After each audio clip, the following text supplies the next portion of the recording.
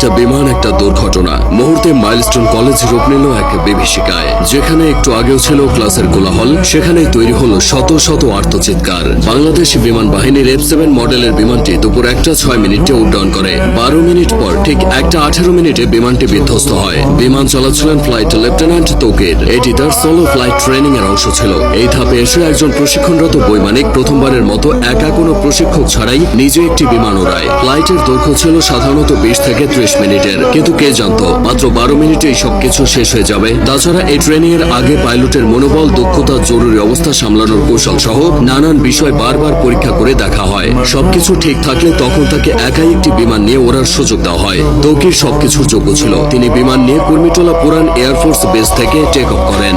এরপর উত্তরা, দিয়াবাড়ি, বাড্ডা, হাতিরঝিল ও রামপুরার ওপর উঠতে থাকেন। তবে কয়েক মিনিটের মধ্যে কিছু সমস্যা দেখা যায়। সঙ্গে সঙ্গে তৌকির কন্ট্রোল রুমে রিপোর্ট করে জানায় যে তার বিমান আকাশে ভাসছে না, মনে হচ্ছে বিমান নিচের দিকে পড়ে যাচ্ছে। কন্ট্রোল রুম থেকে তাকে জানানো হয় তিনি যেন ইজেক্ট করেন তথা বের হয়ে আসেন। বিমান যখন নিয়ন্ত্রণের বাইরে চলে যায় তখন পাইলট নিজেকে বিমানের বাইরে বের করে আনেন প্যারাশুট সহ।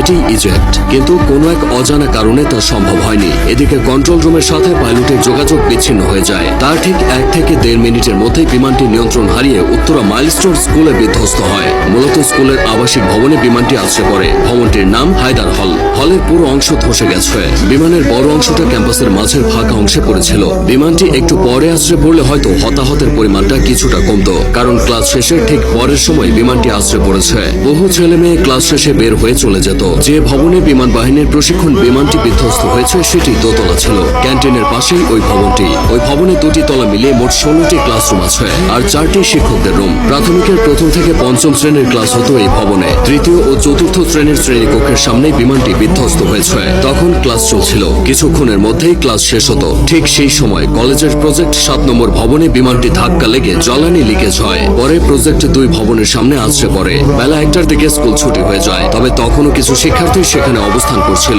তারাই সবচেয়ে ক্ষতিগ্রস্ত হয়েছে। অনেক অভিভাবক বাইরে থেকে দাঁড়িয়ে শুধু দুর্দশা দেখেছে, কিছুই করার ছিল না। দুর্ঘটনা যা ঘটার তা ঘটে গেলেও কিছু প্রশ্ন থেকে গেছে। স্কুল কলেজ এরিয়ায় বাস ট্রাকের হর্ন আস্তে করার কথা বলা হয়। সেখানে স্কুল এরিয়ায় প্রশিক্ষণ বিমান ওড়ানো নিয়ে বেশ সমালোচনা হচ্ছে। উন্নত দেশগুলোতে বিমান বাহিনীর প্রশিক্ষণ বিমানগুলো জনমানবহীন এলাকায় এনে ওড়ানো হয়, এই যেমন ফাঁকা মাঠ, নদীর পার বা বিধ্বস্ত কোনো জায়গায়। কারণ একটাই, কোনো অনাকাঙ্ক্ষিত ঘটনা ঘটলে যেন ক্ষয়ক্ষতি এড়ানো যায়। এদিকে ঢাকার মতো জনবহুল শহরে বিমান বিধ্বস্তর এই ঘটনা ক্ষয়ক্ষতির পরিমাণ বাড়িয়ে দিয়েছে। তাছাড়া যে বিমানটি নিয়ে তৌকির বের হয়েছিল সেটি বহু বছরের পুরানো বিমান বলে অনেকে দাবি করছে। এই বিমান এতটাই ঝুঁকিপূর্ণ যে দুনিয়া জুড়ে এটি উড়ন্ত কফিন নামে পরিচিত। এই ধরনের দুর্ঘটনায় রেস্কিউ অপারেশন চালানো কঠিন। মাইলস্টোনের এই ঘটনায় ক্রিকেটার, আলেম ওলামা থেকে শুরু করে রাজনৈতিক অঙ্গন পর্যন্ত সবখানেই শোকের ছায়া নেমেছে। হতাহতের ঘটনায় মঙ্গলবার একদিনের রাষ্ট্রীয় শোক ঘোষণা করা হয়েছে। মাইলস্টোন স্কুল অ্যান্ড কলেজের ইতিহাসে এই ঘটনা দগদগে ক্ষত হয়ে থাকবে।